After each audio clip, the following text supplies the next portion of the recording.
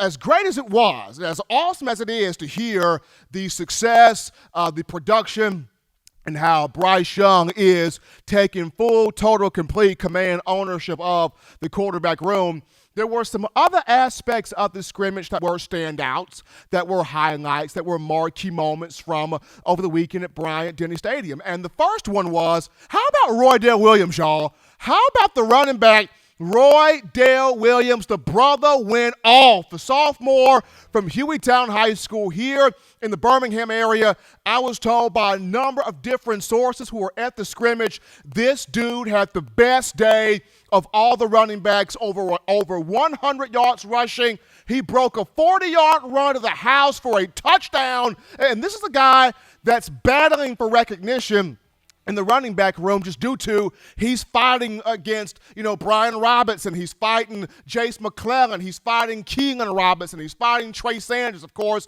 when Trey gets back from his rehab coming up in the fall here. But he's fighting all of these guys for recognition, for conversation. He's saying, hey, ROYDELL, I'm here. I'm here. Look at me. Talk about me. I'm here. And over the weekend, the young man had his say. Over 100 yards rushing, including a touchdown in the second game-like practice, despite, Alabama had some injuries on the offensive line. Evan Neal got nicked up a little bit. Javion Cohen got nicked up a little bit. There was some switching and some swatching going on up front. But no matter who was in front of Big 2-3, ROYDELL did his thing. And it was a big moment for him. Proud of him. He's showing the coaching staff, you got to keep an eye on me. I'm proving you, I'm showing you that I'm the real deal and I can do this thing coming out of the backfield. So ROYDELL Williams, the first, one of those first marquee standouts there from the scrimmage. Going on down to the next guy, Javon Baker is starting to come alive here at wide receiver. He's got it now. He's come alive. He's come full circle right now. Coach Saban talked about it. The mental errors are down. The production levels for him are way up. And he was a guy that people wanted to see more on the field last season, but due to the coronavirus pandemic, didn't really see as much time as what he would have liked to. But he has taken full advantage of this spring. And in the last two scrimmages, Baker's been catching touchdown passes from Bryce Young, whether it's on slant routes, whether it's on post patterns. I believe in the second scrimmage, I was told he had a 25-yard touchdown reception from Young. So Baker's in the flow. Baker's understanding. Baker's got it down right now. And he will be a guy that will start in the upcoming season. He will be a guy that has finally put it all together.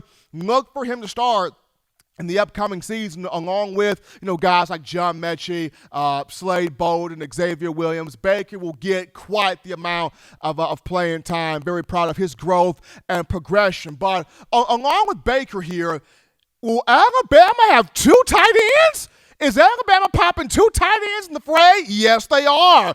And along with Jaleel Billingsley, feast your eyes on Cameron LATU, who is the next big tight end for the Crimson Tide. I've been told the secret sauce for Alabama's offense this upcoming season will be LATU integrated in there with Jaleel Billingsley. Billingsley will be more so stretched out wide or split out wide as a receiver. You will have LATU on the end line there as a tight end that will go out there and catch passes and create a lot of matchup problems.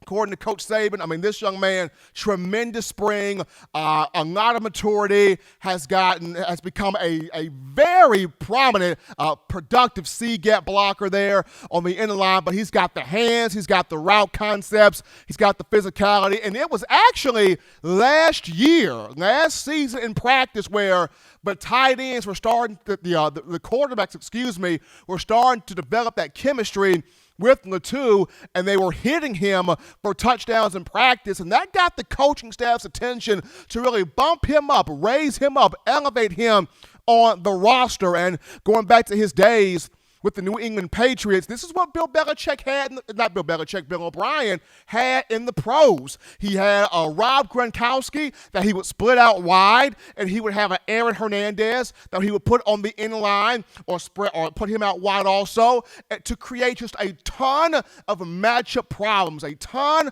of matchup nightmares for opposing defenses, and LATU had several catches in the first scrimmage, including 2 touchdowns. He also caught an 18-yard touchdown pass per sources, I was told, from one Bryce Young. So if you're looking for the secret sauce for Alabama's offense here in the upcoming season, Jaleel Billingsley at tight end, but watch Cameron LATU, the other tight end, being infused in here. Expect to see both of these two on the field a lot together at the same time, making things happen, creating those matchups there for Alabama's offense with Bryce Young pulling the trigger. Moving on down, here we go to the kicking game.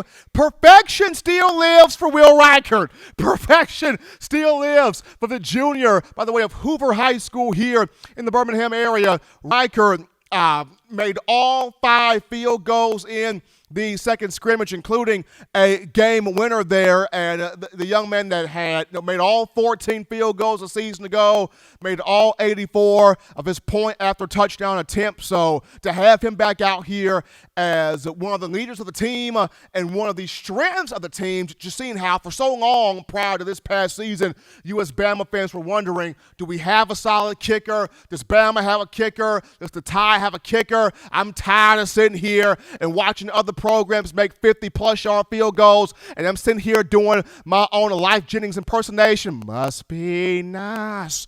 But now we finally have a field goal kicker in terms of the Crimson Tide. So Will Reichard doing his thing there. Perfection still is for him, 5 for 5 on those field goals at the second scrimmage. And then last but not least, the punting game. Coach Saban, proud, happy where the punting game is as of right now. Charlie Scott had a strong day over the weekend. His best day of spring ball. He has not been able to train or practice or go at it as much due to trying to recover from an injury there, but he had his best performance in the second scrimmage. And for Charlie Scott, he will consistently boot the ball 40 to 45 yards. That's kind of his shtick there. That's his skill set. He will boot it that far. He will drop it inside the opponent's 20-yard line. He can do that. He's got that in terms of consistency. Now, Ty Perine, this is J.K. Scott 2.0. He will boom it. Ty Perine will hit 50 and 60-yard moonshots every single time. The thing with Ty is he will hit 2 to 3 moonshots, and then he'll have a 25-yard punt. He'll shank a punt, and then Coach Saban's looking at him like, "What's up with the shank right here, man?" So it's the consistency with Perine. Of course, he's cleaning that up now. That's what Coach Saban wants to see him do, is consistently go 50, 60 yards a punt every single time we put you out there on that field. So this A-Day game will be an opportunity for Perine to have that consistency in terms of flipping the field and not having those moments where he's shaking punts, but we all know he's got the leg, especially after seeing what he did in the 2019 season.